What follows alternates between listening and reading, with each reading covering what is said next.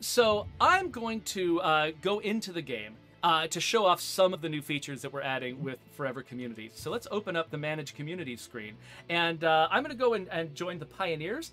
But before I do, Chris, this screen looks a little different than it did before. What's going on here? Yeah, I think now we can count up to five. So, and that addresses, I think Rick Freely was asking about that earlier. But yeah, so now we have upwards of five going into this project. Again, this was another one of my questions of like, can we like boost that? I think you mentioned it too. Like, we have five maps. Why don't we have five community slots? And I was actually really surprised going into it. I thought like, oh, maybe a handful of our folks like are actively using all three save slots, but it's actually a good chunk. I don't remember the exact stats off the top of my head, but this should be pretty useful for a good chunk of our players.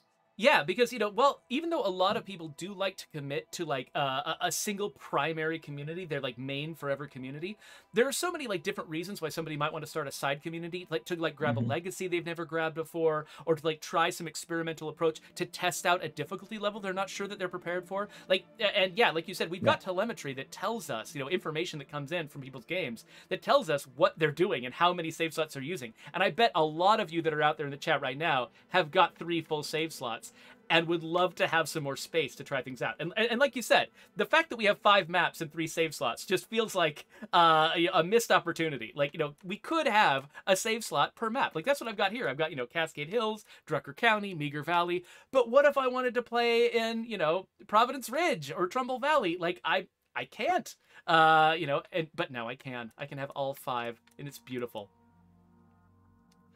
So let's join the Pioneers and see what we can see in game.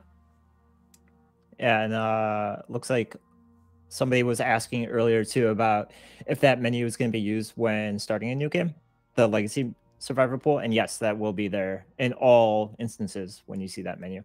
Oh, that is a really, really good point. Yeah. So if I had chosen one of those empty slots and I Hmm. decided to start a brand new game, instead of just having to cycle through my legacy survivors when I'm choosing them, I actually would be able to pop open the legacy pool and set it up that way and actually choose arbitrarily using all of those filters and my favorites Right. and everything to find Yeah. exactly the character I'm looking for.